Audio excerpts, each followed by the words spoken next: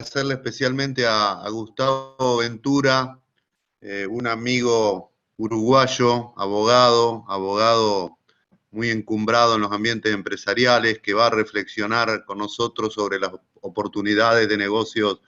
en Uruguay. Uruguay está de moda, no solo en Argentina, sino también, yo diría, en buena parte de Sudamérica y hasta en el mundo. Tiene un gobierno encabezado por Luis Lacalle Pou, un muy buen amigo nuestro, una persona que ha estado acompañándonos aquí en Argentina y en otros lugares del mundo en muchas ocasiones, y que muchos creemos que lo está haciendo muy bien. Tan bien lo está haciendo que ha generado una enorme expectativa en los países vecinos y en particular en Argentina, y la verdad que todos nos entusiasma lo que está haciendo Lacalle Pou y deseamos que le vaya bien. Como les decía, Gustavo Ventura, que es una persona además con muy buena relación con el presidente Lacalle, es un abogado especializado en temas empresariales. Yo tuve contacto con él desde hace un tiempo y enseguida nos surgió la idea de intentar llevarle a la gente vinculada a la Fundación Libertad de Argentina cómo está la cosa en Uruguay, las oportunidades de negocios que hay. Y bueno, este es el objetivo de esta videoconferencia. Así que Gustavo, bienvenido a este ámbito de la Fundación Libertad. Es un gusto que nos acompañes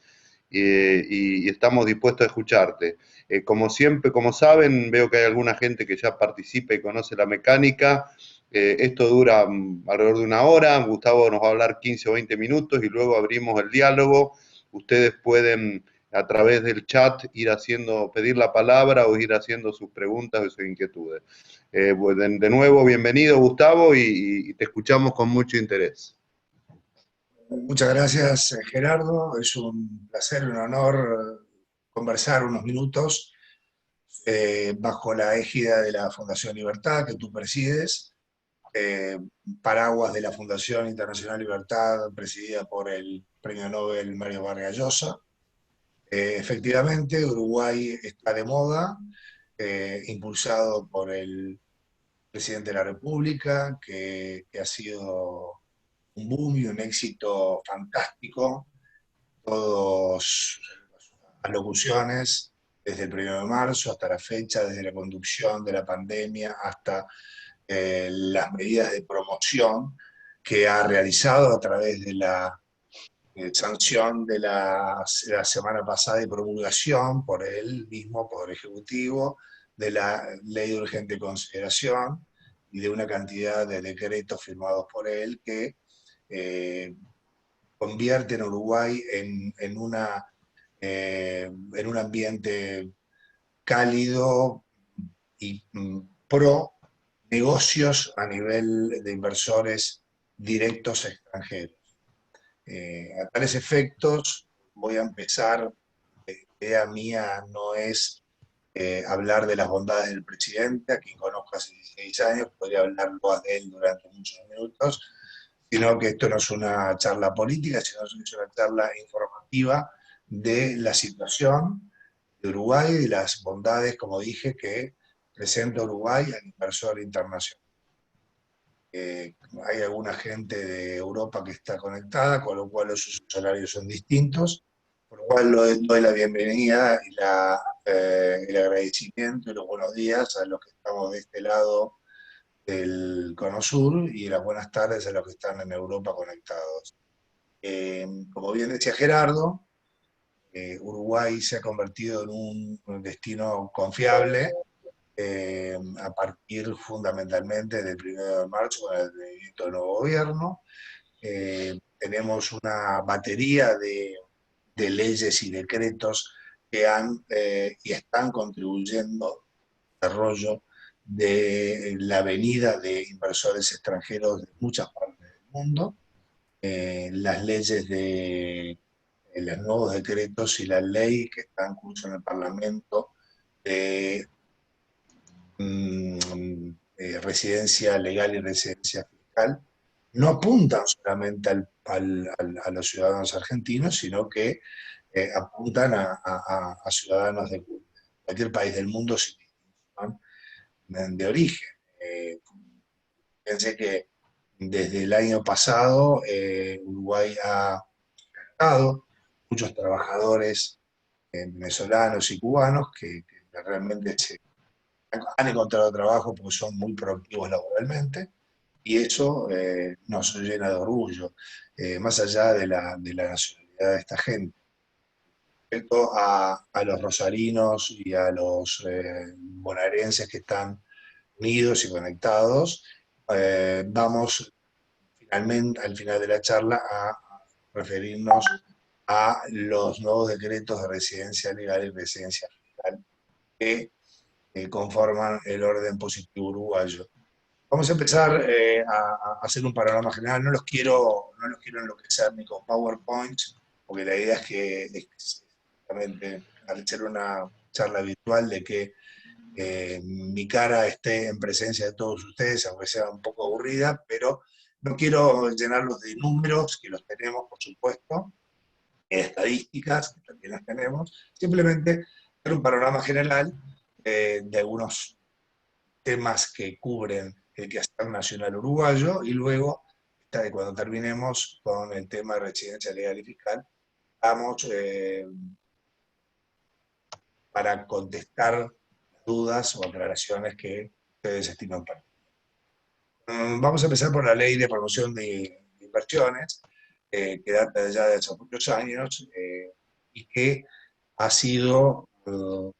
renovada con decretos de este Poder Ejecutivo que ayornan y mejoran y promueven la exención del impuesto a la renta de las actividades económicas, el impuesto a la enajenación de inmuebles agropecuarios y también exonera de impuesto al patrimonio de algunos emprendimientos por muchos años, por porcentajes y ratios que los califica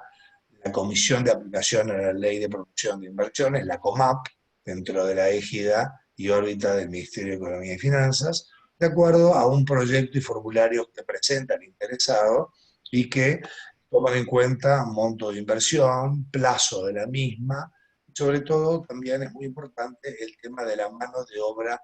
a emplear en ese proyecto comercial, industrial y o de servicios. Una vez calificado el proyecto por la COMAP, o en caso de que pase el plazo previsto por los decretos y la comisión no se expida, se entenderá la aprobación ficta del mismo. Eso en muchos ámbitos específicos, y también puede presentarse en algún ámbito comercial, industrial y de servicios que el interesado pueda pretender instalar en Uruguay. Pero fundamentalmente me refiero a call centers. Hay muchos call centers de distintas partes del mundo, entre ellos Mercado Libre, de Marcos Galperín, empresario argentino, call centers de españoles, despegar.com, que están instalados en zonas francas, a las cuales nos vamos a referirnos en unos minutos, por el beneficioso tratamiento fiscal de acuerdo a ley uruguaya que rige desde el año 1989 a la fecha, con algunas modificaciones en 1990 de la ley de zonas francas, que emplea en las zonas francas, que son 13 partes del Uruguay, provincias del Uruguay, departamentos del Uruguay, decenas de miles de personas. Esa es el beneficio de la zona franca, es decir, no se cobra impuestos por la ventanilla de DGI, pero sí se cobra impuestos por la ventanilla de Seguridad Social de los empleados uruguayos, porque de cada 4 empleados que tiene un usuario directo o indirecto de zona franca, 3 deben ser uruguayos. Lo cual ha sido algo fantástico, el desarrollo tecnológico y edilicio de las zonas francas del Uruguay, que ha dado muchísima mano de obra calificada a uruguayos y también a argentinos, que han venido a gerenciar, muchos argentinos, empresarios argentinos han venido a gerenciar proyectos radicados en zona franca ya sea de empresas argentinas o empresas multinacionales que los han designado en los cargos de dirección en sus respectivas empresas en las distintas zonas francas, fundamentalmente las de Montevideo y de Colonia por la proximidad geográfica que tiene como territorio argentino. Dicho esto, vamos a hablar unos minutos de la ley de forestación, es decir, Rosario, Argentina, es el epicentro de los granos y de la industria agroindustrial argentina, importante de salida de cereales argentinos al mundo, que luego en barcazas irán al puerto de Buenos Aires o al de Montevideo y de allí a Europa, Asia u otros destinos. La ley forestal, que era de 1987, es una ley marco que ha sido emblemática en Uruguay. Se han instalado dos grandes, y estamos en la tercera, UPM2, la finlandesa UPM2, está en construcción, en la provincia o departamento, como se le llama acá, de Tacuarembó, Paso de los Toros, a 250 kilómetros de Montevideo. Es una inversión de 4 billones de dólares, algo fantástico para el Uruguay, un país chico de 33-4 mil habitantes, que es la continuación de lo que es UPM1, que está radicada en al lado del puerto Fray Ventos, frente a la ciudad de Puerto de Argentina, sobre el Uruguay, y al proyecto Montes del Plata, la primera celulosa, ubicada, como ustedes recordarán, en la ciudad de Conchillas, en Colonia, frente al río. 3 plantas de celulosa no van a ser suficientes para casi los 2 millones de hectáreas forestadas que hay en Uruguay. Hay un proyecto que posiblemente se cree la 4ª planta de celulosa en un par de años. La planta actual de celulosa de UPM, Paso de los Toros, que está construyendo, como dije hace unos minutos, conlleva además la construcción de un ferrocarril que une Montevideo con Paso de los Toros, a escasos kilómetros donde está siendo implantada y construida dicha planta, una obra de $1.000 millones de dólares,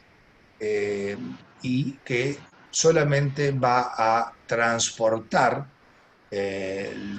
los rolos, la celulosa que se extraiga de la planta procesada, al puerto de Montevideo, para luego ser reembarcada en barcos transatlánticos hacia Europa. Dicha obra conlleva también una inversión de $1.000 millones de dólares en ferrocarril construido bajo el régimen de PPP, y bajo este mismo régimen de PPP se está construyendo o ha finalizado una obra de PPP en un marco de fortalecimiento de obras de infraestructura en Uruguay, y se están desarrollando otras obras de PPP en cuanto a la construcción de carreteras que unen Montevideo con el interior del país o distintas ciudades del interior del país, por el gran volumen que conllevan las otras 2 plantas de celulosa y por el gran volumen agroindustrial que se ha explotado en Uruguay en los últimos años. Todo esto, en referencia a puerto, a agricultura, como estamos hablando, van a ver, se está elaborando el plan de inversiones quinquenal de este gobierno, que conlleva la licitación pública internacional, nuevas obras viales, nuevas obras, un paquete de 32 puentes que van a salir en 8 licitaciones de 4 puentes cada uno del país, y se espera que a fin de este año, esté pronto el pliego general, el llamado licitación pública internacional, del dragado del puerto de Montevideo y llevarlo de 11 a 14 metros. Digo esto porque hay un par de empresas de dragado argentinas muy importantes que tienen espalda internacional como para darse a esta importantísima obra, y también hay empresas a nivel mundial de dragado en Argentina, por el continuo dragado que le tiene que hacer por el naturaleza de Puerto Buenos Aires, y que entre ellas Boskalis, la de Holanda, y una belga, ya han presentado proyectos de iniciativa privada que van a ser evaluados por los distintos organismos del Poder Ejecutivo a efectos de que el ganador de la mejor idea en cuanto a la conveniencia para el Estado uruguayo se enmarque el pliego de condiciones generales que va a redactar el Poder Ejecutivo en base a esa iniciativa privada, de hacer el llamado público internacional, esa obra tan importante como es el dragado del puerto de Montevideo y llevarlo de 11 a 14 metros, otorgándole a quien presentó la iniciativa privada un porcentaje, puede ser aproximadamente al 15%, de ventaja cuando se presenta en la licitación pública internacional por haber hecho todo el desgaste, el gasto de honorarios de consultores, estudios medioambientales, etcétera, etcétera, y haber puesto a las órdenes del Poder Ejecutivo la mejor idea, o esa iniciativa privada, va a tener ese premio, digamos, para el llamado público internacional a fin de año. Todavía hay plazo para presentar otra iniciativa privada en ese ámbito, por eso quería tocar esto. Con respecto a, seguimos hablando del tema de estructuras, va a haber construcción de públicos, va a haber construcción de al menos 2 cárceles, vamos que bajo el de concesión de la pública. El otro día un amigo empresario constructor muy importante que había hablado con las autoridades del ministerio respectivo y que la idea es salir un poco del sistema PPP, que es un sistema caro y lento, y pasar al régimen de concesión de obra pública. Y en el caso de las cárceles, ya hubo un proyecto de PPP que fue vendido por la empresa adjudicataria, Abengoa Española, a un grupo internacional muy importante, teniendo solamente 1 año y pico de y operación de la misma. Acá, en nuevas cárceles, la idea es construir y operar en la parte de reclusos solamente con alimentación, higiénicos, y por supuesto que la seguridad interna perimetral estaría a cargo de funcionarios, sea del Ministerio del Interior como del Ministerio de Defensa. Todo esto vamos a dejar por unos instantes la parte de obras de infraestructura. Como dije, la ley de promoción de inversiones ya hablamos, cubre muchísimos rubros, puede presentarse una iniciativa privada ante la COMAP, y las actividades que están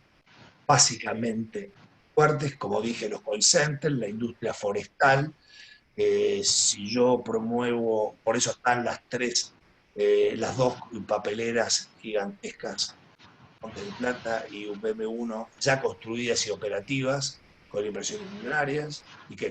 exportan toda la celulosa que procesan a activos destinos, UPM2 en construcción, y tal vez una 4ª celulosa en el futuro inmediato, 2022-2023. Que también hay muchas exenciones fiscales. La ley del 87, como dije, que tiene ya 33 años, prevé muchas exenciones fiscales de no pago de IRADE, no pago de impuestos de patrimonio, no pago la contribución inmobiliaria rural, si se cumple una cantidad de condiciones exigidas por la ley y el decreto reglamentario de la misma. Lo cual ha sido todo un éxito y una revolución en Uruguay, esa ley del año 87. continuando con leyes emblemáticas de Uruguay, voy a citar la ley 15.921 del año 89, la ley de creación de las zonas francas, que los argentinos conocen muy bien. Hay 13 enclaves de zona franca en Uruguay, Aguada Park, Zona América y la World Trade Center, Zona Franca,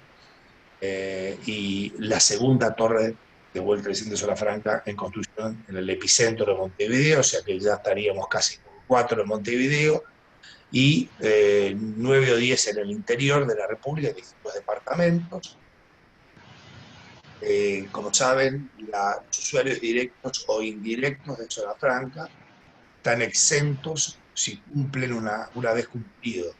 la presentación del plan de negocios, que debe adecuarse a derecho de acuerdo al examen que haga la dirección del área de Zona Franca del Ministerio de Economía y Finanzas, el plan de negocios,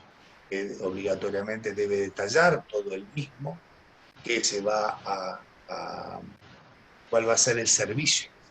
la actividad económica y o industrial que va a prestarse el usuario directo e indirecto, cuál va a ser el volumen de facturación, fundamentalmente cuál va a ser el número de empleados a aplicar al proyecto. Recuerden que el 75% de la mano de obra debe ser mano de obra uruguaya. Como dije hace unos minutos, la ventanilla de Seguridad Social ingresan más de 20.000 empleados en la que hay en Uruguay. Y bueno, la ley ha sido modificada por una ley del 97, con un decreto reglamentario, el cual ha hecho un poco más exigible, mucho más exigente el plan de negocios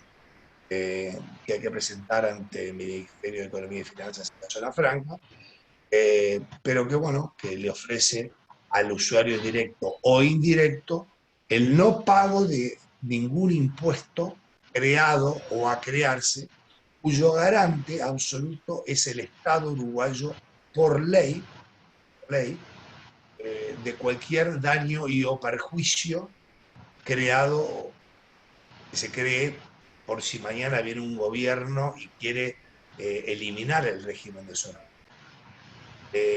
Cosa que no va a pasar. Ha sido un boom y un éxito absolutamente rotundo. Seguimos adelante con el tema agropecuario en general. Desde el año 2000,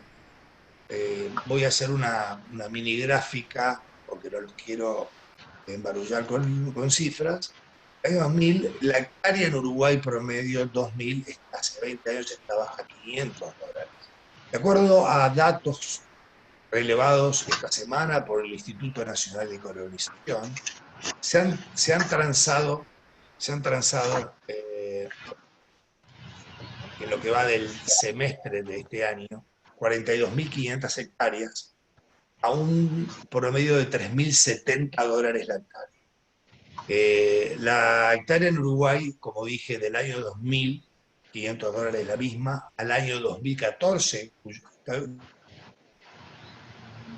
estamos hablando de promedio, ¿no? Se han vendido campos en el 2008, 2009 a $20.000 la hectárea, en los epicentros cerealeros más importantes de Uruguay. En el año 2014 el promedio llegó a $3.950 la hectárea, y de 2014 a la fecha lentamente se ha bajado, y en este año, 6 años después, al 2020, el promedio de estas 42.500 hectáreas vendidas llega a $3.070. ¿Qué digo con esto? Que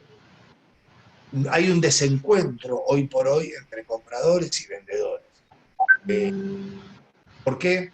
Los vendedores venden o porque se murió el pater familias, el veterano de 3 generaciones dueño de la estancia, que bueno, que a raíz de las 2 generaciones o 3 anteriores, ahora hay muchos hermanos, entonces, o herederos, con lo cual ya no tiene mucho sentido una vieja estancia de 2.000 hectáreas que ahora, después de 2 o 3 generaciones, en manos de 10, 12 personas.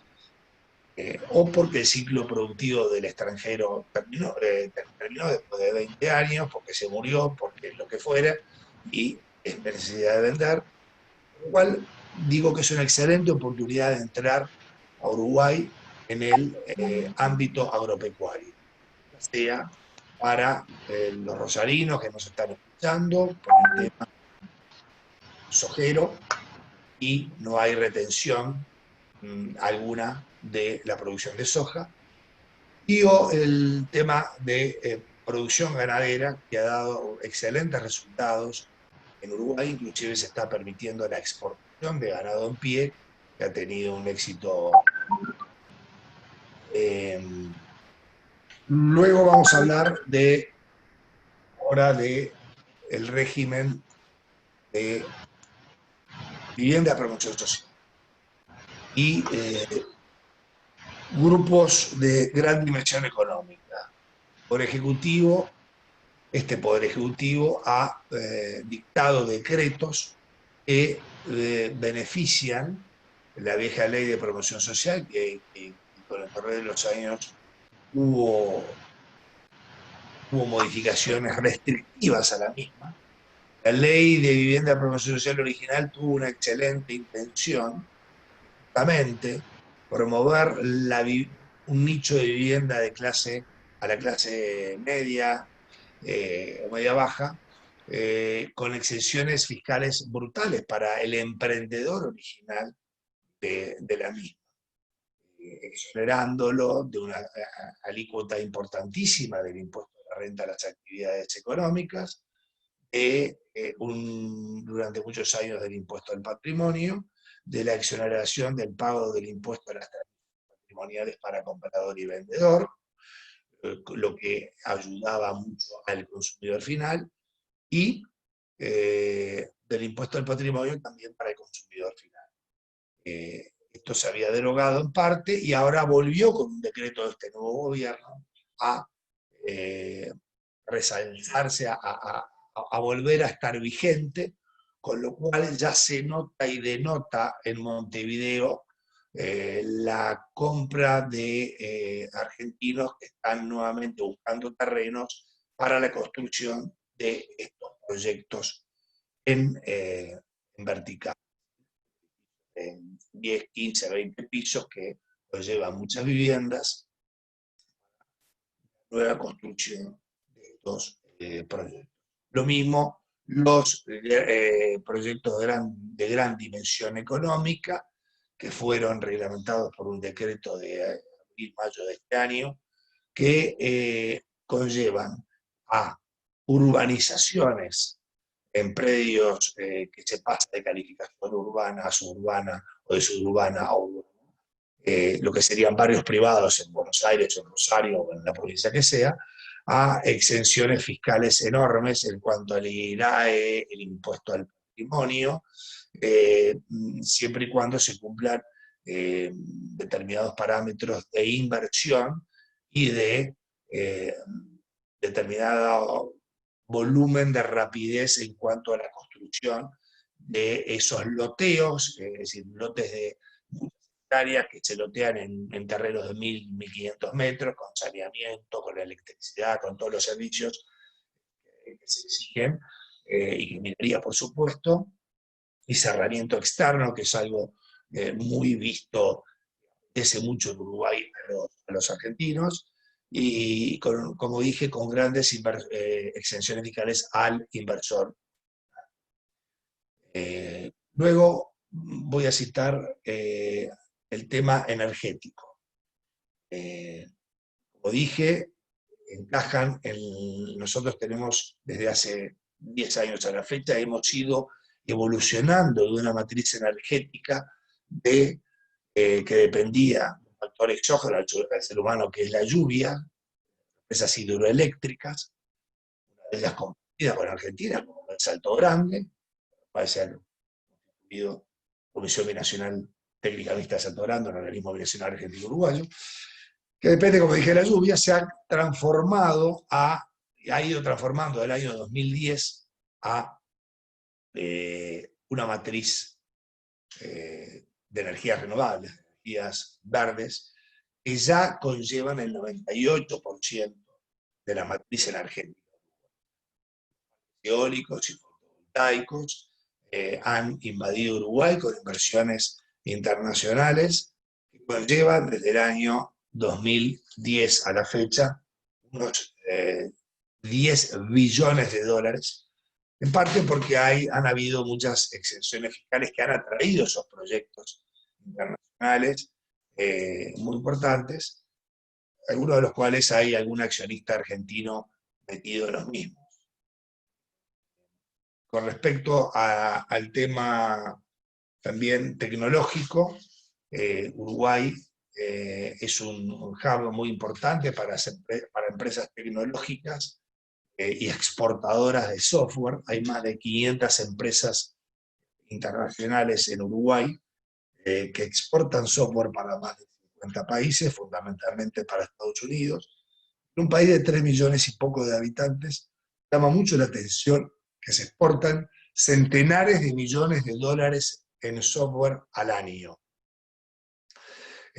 Porque han habido, como dije, bajo el paraguas de la ley de inversiones, y más una ley específica, una protección a la industria del software enorme, lo cual ha conllevado a atraer, como dije, 500 empresas internacionales de software, entre las cuales están las más grandes, Estados Unidos y Europa, mundialmente conocidas.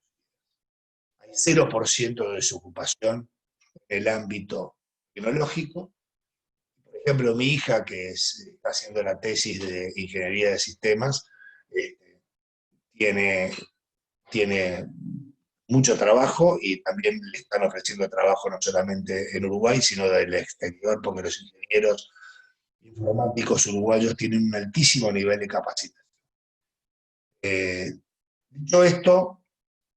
me gustaría cerrar esta charla, para no entretenerlos más, con el tema de las residencias legales. Como dije, este rubro ha sido mejorado, flexibilizado por este nuevo gobierno,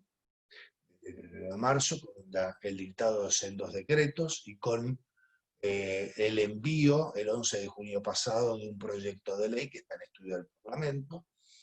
relacionado este último básicamente a nuevos condicionantes de la residencia. Voy a empezar por la residencia legal. Son ambos institutos diferentes, disímiles. La residencia legal conlleva el ánimo de afincarse, de venir al Uruguay, se tramita ante el Ministerio de Relaciones Exteriores uruguayo y conlleva el traer por parte del interesado muy escasos documentos, una partida de nacimiento debidamente legalizada y apostillada en su lugar de nacimiento, un certificado de antecedentes penales libre, expedido por el país de sus últimos 5 años de residencia, luego vía internet se solicita crear un usuario en el sistema del ministerio, que prevé y provee el ministerio en su página web, muy bien confeccionada. Se apuntan el DNI y los documentos que dije. Se solicita hora para tener la entrevista personal en la sede de la Cancillería, y se viene al Uruguay un día antes porque se necesita además un certificado de vacunaciones expedido por institución médica uruguaya a tales efectos, y con todos esos documentos y una foto Barnet, una vez concluida la vista en Cancillería, se ordena la expedición al interesado de, una vez puesto en regla y comprado por la Cancillería, la expedición de la cédula de identidad uruguaya, que no lo obliga al residente legal, una vez obtenida a la misma a permanecer ningún tiempo en Uruguay, ni tener ingresos, ni tener un trabajo. Esas son las flexibilizaciones que se ha conseguido con la residencia legal uruguaya. Otro paso es el de la residencia fiscal uruguaya, trámite que se realiza ante la Dirección General Impositiva, lo que sería la AFIP uruguaya, Argentina, perdón. La DGI uruguaya es el CIL de la AFIP argentina. Hay que presentar ahí sí, una cantidad de requisitos de que el interesado tiene el centro de intereses en Uruguay, el centro de negocios en Uruguay, permanecer 183 días. Todo ello, esas tres condiciones que puede cumplir una sola de las mismas, en el régimen legal anterior. Este decreto y la ley que está en estudio del Parlamento concede dos alternativas nuevas e independientes para conseguir la residencia fiscal uruguaya. Una es invertir a partir del 1 de julio de 2020 un inmueble en cualquier punto del territorio uruguayo de $370.000, y el otro, y con lo cual se exige la permanencia del interesado en Uruguay en el año civil uruguayo, uruguayo mundial, 1 de enero, 31 de diciembre, durante 60 días, una vez comprada la propiedad, 60 días que no tienen por qué ser continuos, que pueden ser discontinuos, controla efectivamente por la Dirección de Migraciones que el interesado en obtener la residencia fiscal estuvo en el país 60 días al año como mínimo, y que ha comprado ese inmueble, todo ello acreditado ante DGI por certificado notarial. Y la otra circunstancia que agrega este nuevo decreto es la instalación de una empresa por parte del interesado en obtener la residencia fiscal uruguaya, de una empresa que puede ser dedicada al ámbito industrial, comercial y o de servicios, con una inversión genuina y pragmáticamente demostrable ante el fisco uruguayo, DGI, de $1,5 millones a partir del 1 de julio del 2020, y con la obligatoriedad, aparte del monto de inversión, de darle trabajo en tiempo completo a 15 ciudadanos uruguayos durante todo el año civil, vale decir, reitero, 1 de enero, 31 de diciembre. 15 personas trabajando. Y no, en ese caso, no se exige permanencia de día alguno del futuro residente fiscal uruguayo con la compra de esa empresa uruguaya que dé trabajo a 15 personas. El certificado de residencia fiscal lo expide año tras año, porque esto hay que dar un examen anual ante DGI uruguaya, para la comprobación de dichos extremos aludidos, de que se cumpla rajatabla con esto, un certificado de residencia fiscal una vez al año tras año. Ello conlleva, con este nuevo decreto y este proyecto de ley va a salir a la brevedad en el Parlamento, un tax holiday que varía en dos aristas diferentes. El residente fiscal puede optar a su propio arbitrio de tributar en Uruguay de dos formas distintas. La primera es acogerse a un tax holiday de 11 años, que es el ejercicio que está ocurriendo, donde está tramitando y se le concede en ese ejercicio la residencia, y 10 años más del tax holiday, del impuesto a la renta a los no residentes, que desgrava y exonera de todo rendimiento de capital pasivo del residente fiscal en cualquier parte del mundo. si el residente fiscal tiene 5 departamentos en Miami, 4 en Bangladesh y X millones de dólares de depósitos bancarios y de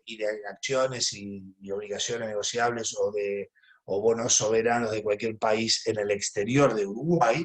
eso no va a pagar absolutamente nada por el plazo que acabo de decir. La otra opción es que el residente fiscal uruguayo se acoja al pago del IRPF por una tasa del 7% en lugar del 12% a partir del año 0.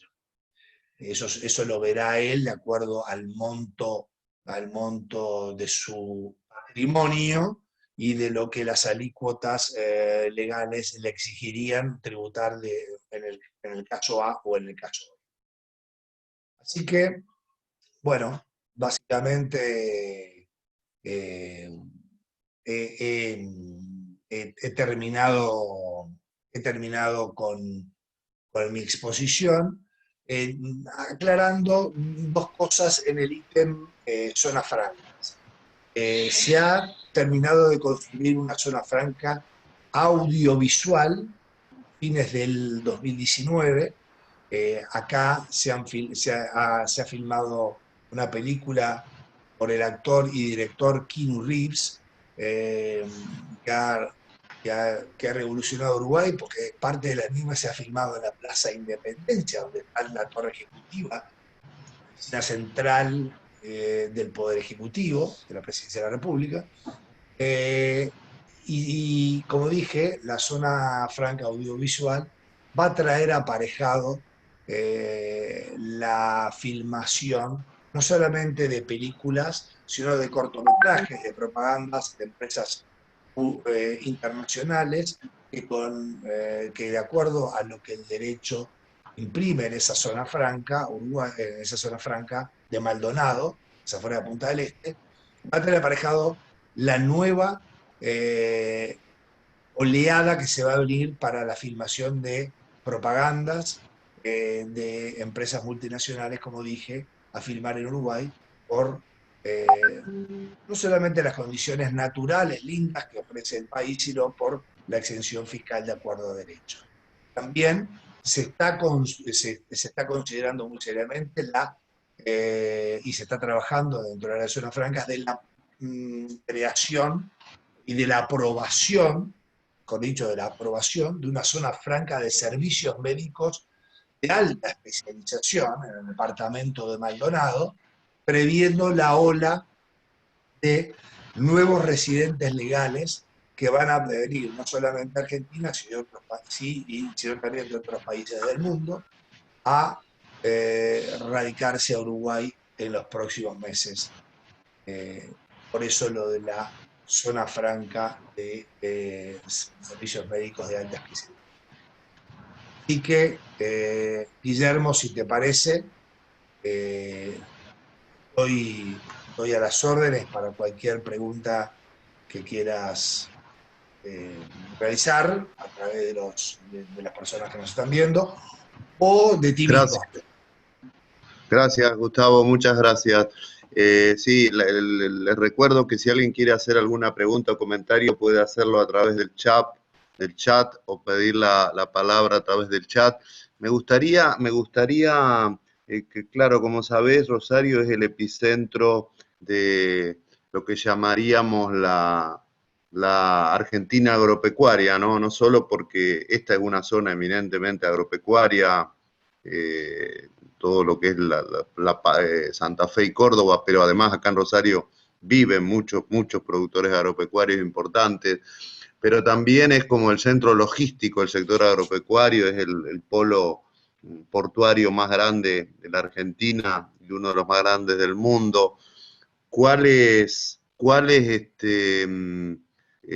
Uruguay, por otro lado, sabemos que ha tenido un gran desarrollo agropecuario en los últimos años? Hiciste algunos comentarios sobre las posibilidades de expansión en ese sector, pero quizás sería bueno que amplíes un poquito puntualmente qué oportunidades ves vos vinculadas. Sé, por ejemplo, mira, hace 2 días, ayer hablaba con un empresario muy importante del sector biodiesel que está instalando una planta muy grande en Uruguay de biodiesel. ¿Qué oportunidades? Me gustaría que profundices un poco en los temas agroindustriales. ¿Qué oportunidades ves vos? Bien, la ley de promoción de inversiones eh, nos brinda el paraguas, por eso, el paraguas de la producción de plantas de bioetanol o biodiesel, lo cual lo hace mucho más atractiva, razón por la cual tu amigo Rosarino se ha instalado en Uruguay. Eh, la, no solamente la producción de soja, sino la producción de soja en Uruguay, como dije, que no tiene impuesto a las detracciones, eh, y ha tenido buenos rindes, y los campos han bajado de precio, como lo dije, desde el año 14 al 20, es una buena oportunidad para entrar con un precio interesantísimo de la tierra. A tales efectos yo tengo eh, tres, tres campos que luego te los voy a pasar aquí por mail para campos, te estoy hablando de miles de hectáreas, agrícola, ganaderos, con un riesgo fundamentalmente agrícola, de muy buenos precios por sucesiones, sucesiones que se están este, provocando en Uruguay, con lo cual proliferan los herederos y ya no tiene mucho sentido mantener o que un heredero pueda comprar a los otros esos campos enormes, con lo cual eso te lo voy a pasar una vez terminado esto a tu mail para que tú lo redirijas clientes y amigos, contactos rosarinos. Y por otro lado, decirte que, como dije, no hay impuesto a las detracciones, Uruguay a la soja, al maíz, al girasol, al sorgo, a lo que se plante. Estamos en un excelente momento de entrada, con el advenimiento de una cantidad de inversores europeos y extranjeros y argentinos que van a venir, y rosarinos que van a venir, porque ya me ha conectado alguno, los precios el año que viene, te aseguro que van a subir mucho. Con lo cual, estamos en el pico más bajo, en un desencuentro entre oferta y demanda, que solamente fíjense que pasaron casi 7 meses del año, solamente se transaron 42.500 hectáreas, cuando en otros meses de pico se habían transado 250.000 o 300.000. O sea que es algo es una oportunidad excelente. Y el punto de entrada en Uruguay en materia agropecuaria es fundamental. Otro nuevo aspecto de la ley de urgente consideración que no mencioné y que viene muy bien mencionar en este momento es que la ley nueva que fue promulgada por el presidente y el Poder Ejecutivo del Consejo de Ministros la semana pasada y que va a entrar en vigencia en los próximos días cuando esté totalmente, digo, en cuanto a los días publicada, en el diario oficial, abarca un aspecto más liberativo en cuanto a la legislación anterior. ¿Cuál es? Que puede permitirse, a partir de la entrada de vigencia de la misma, dentro de 10 días, más o menos, aproximadamente, que las explotaciones agropecuarias y los inmuebles rurales sean propiedad no solamente de personas jurídicas, sino que además las mismas sean tengan acciones nominativas, pero las acciones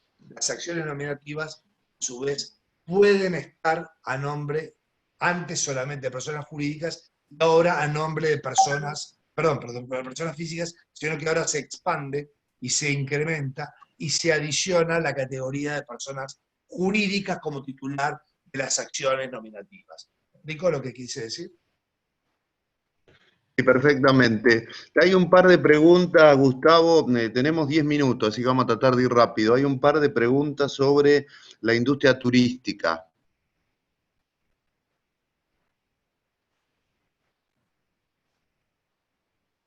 porque no lo leo.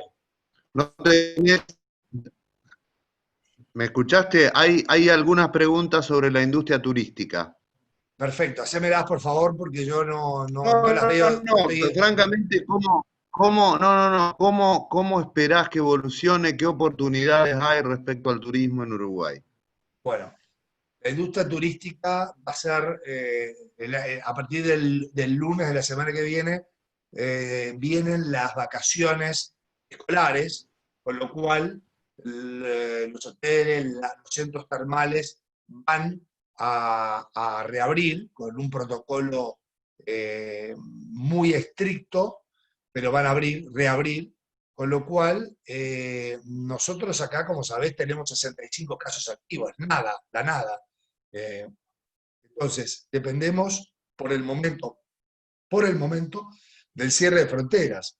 Cuando Argentina mejore, va a mejorar de acá a un par de meses, estoy seguro que va a mejorar abruptamente en cuanto a los números de COVID,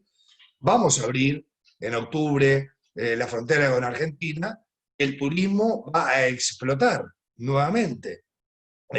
Hay exenciones fiscales muy importantes a la industria turística hotelera en Uruguay, dentro del paraguas de la ley de promoción de las inversiones. O sea que no dije cuando me refería a la misma, pero sí existe. Porque, bueno, me traté de concentrar en otros rubros, en estas actividades, pero ante tu pregunta es válida, hay exenciones para la importación de los muebles que va a usar el hotel, de la maquinaria para la construcción, del IRAE, el impuesto a la renta de las actividades económicas por muchos años, del IVA, del impuesto al patrimonio de la tierra, donde se va a ensamblar o a construir el proyecto hotelero. Es decir, es muy interesante, es muy interesante. Es más, hay una familia rosarina, la cual yo conocí en Buenos Aires, creo que se llama Rosenthal, hace unos años, muy macanudos, que tienen un par de hoteles en Montevideo, en Positos, uno de ellos. Es decir, es una actividad conocida por la comunidad rosarina. No solamente la comunidad rosarina conoce tener apartamentos en Punta del Este, que los tienen y muchos, tener campos agropecuarios, y ahora van a venir nuevamente con lo que acabo de decir seguramente, sino también son conocidos en la industria hotelera y también ahora van a volver porque han construido algún edificio de vivienda de promoción social y con las nuevas exenciones que se acaban de adicionar, como también a los grandes proyectos de dimensión económica, ellos son muy buenos y han vendido absolutamente todo lo que han construido en Uruguay y van a volver a Uruguay de la mano de los proyectos de gran dimensión económica, los proyectos de promoción de vivienda social con las nuevas instituciones fiscales que este nuevo gobierno ha implementado y rigen desde hace unas semanas. No te escucho, Gerardo, no te escucho.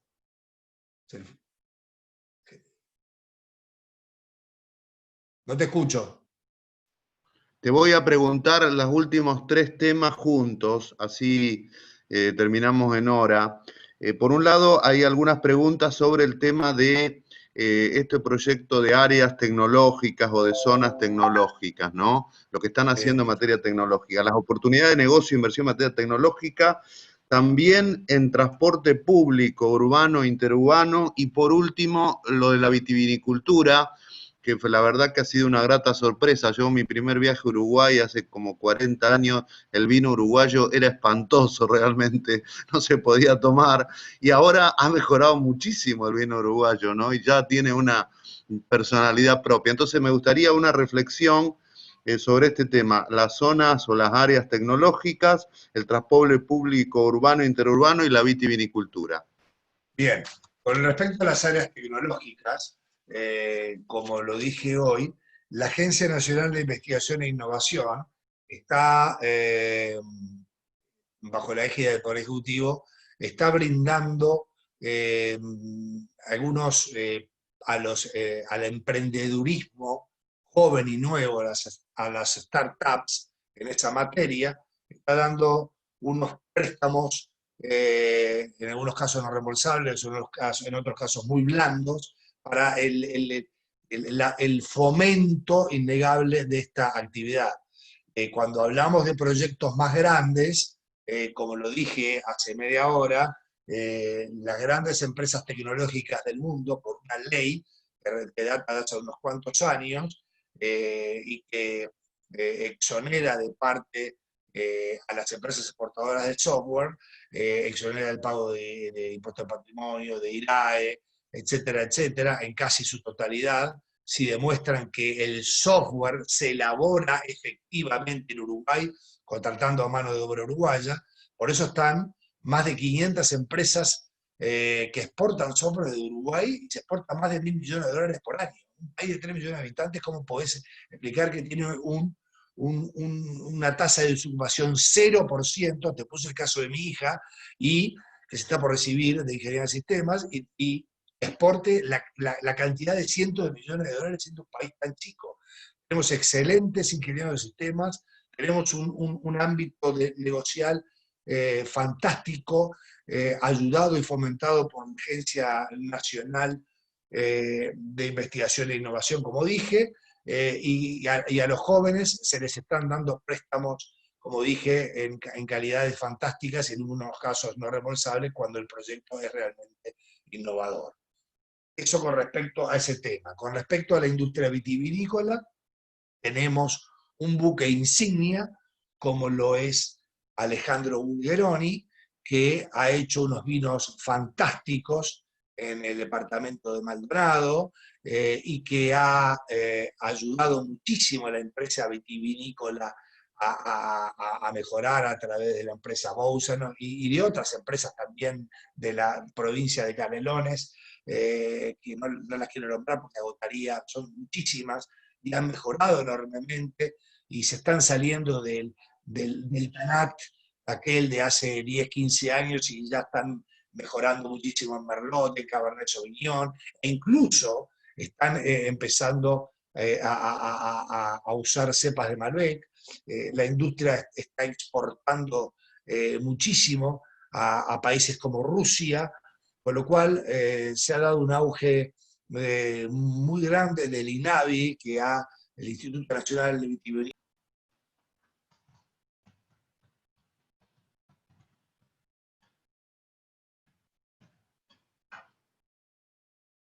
Te has silenciado. No te estoy escuchando. ¿Cuándo me No corté? te- ¿Cuándo me corté? ahora está bien. Ahora está bien. Ahora está bien. Bueno, estaba diciendo que la industria, dentro de la industria vitivinícola, ¿escuchaste lo de la industria vitivinícola? Sí. Bueno, te está diciendo que el INAVI, el Instituto Nacional de Vitivinicultura, dentro de la égida del Ministerio de Agricultura, Agricultura y Pesca, ha sido un excelente embajador en todas las ferias de muestras de vino en todas partes del mundo, y realmente se han hecho estudios fantásticos de todas las cepas, y se ha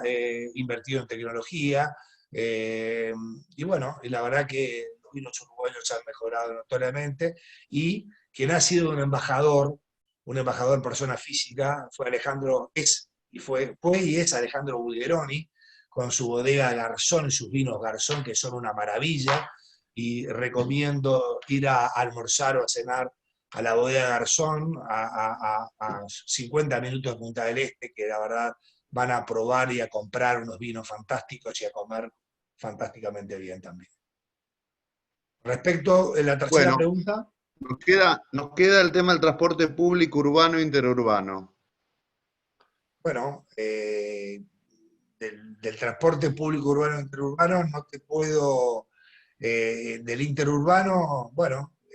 no te puedo agregar mucha cosa, porque ¿hacia dónde apuntaba la pregunta del transporte? No, la pregunta es las posibilidades de desarrollo de ese sector. Bueno, ese sector está con algún problema por la pandemia, ha visto disminuido la venta de boletos, ahora se está recuperando mucho, en tanto y en cuanto solamente tenemos 65 casos activos, ha sufrido un poco en marzo-abril, mucho diría, pero se está recuperando enormemente. Si me preguntás por el advenimiento o por la incursión de empresas argentinas de transporte colectivo al Uruguay, bueno, es un tema que hay que sondear. Se han vendido empresas de transporte interurbano, interdepartamental a capitales foráneos en los últimos años, y las empresas en ese rubro han funcionado siempre fantásticamente bien. Estoy hablando un poco ahora de estos meses de pandemia, sobre todo marzo-abril, mayo y junio ya se han recuperado notoriamente, y julio ya está en un 85%. Calculo que en agosto ya vamos a estar en un 100%, y siempre las empresas han mostrado números azules, buenos, positivos en la materia. No sé si te contesté la Gracias, pregunta. Gustavo. Ahí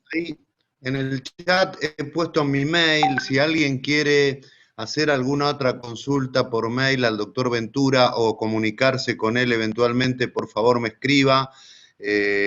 Obviamente ha sido muy interesante esta reunión, seguramente la vamos a repetir. Insisto, si alguien tiene algún tema puntual, háganoslo saber y nosotros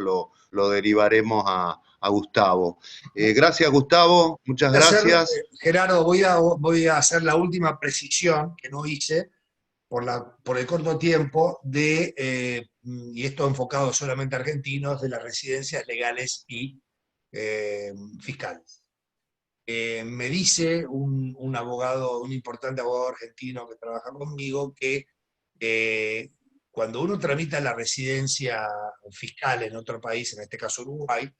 para que la FIP te permita irte de Argentina, y tú tenés que acreditar de acuerdo a un decreto del Poder Argentino, del Poder Ejecutivo Argentino, de las autoridades argentinas, un decreto que dice que para que la FIP te dejes irte, o sea, te mudes a Uruguay, residencia fiscal, debes acreditarle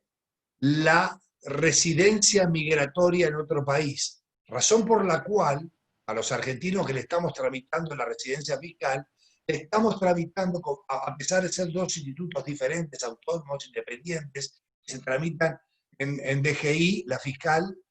y en Cancillería, la legal, le estamos tramitando, además de la fiscal, la legal como etapa previa, que es muy sencilla, para que puedan justificar que tienen la legal, ellos le llaman en la jerga argentina la migratoria, para poder, una vez obtenida la fiscal, poder salir de AFIP Argentina. Esa es la última acotación que quería hacer. Gracias, muchas gracias, Gustavo, gracias a todos. Insisto, ahí está mi mail en el chat, si alguien quiere conectarse con Gustavo, con alguno de miembros de su equipo, nos conecta. Muchas gracias nuevamente, y seguramente repetiremos esto más adelante, porque todo indica que la relación con Uruguay va a ser muy estrecha, y ojalá a Uruguay le vaya muy bien. Creo que si le va bien a Uruguay, y ese es el deseo que tenemos todos, especialmente con un presidente amigo como es Luis Lacalle Pou, también será bueno para la Argentina. Muchas gracias a todos, y gracias, Gustavo, nuevamente, y hasta la próxima. Gracias a ustedes, un abrazo, hasta luego, a pronto.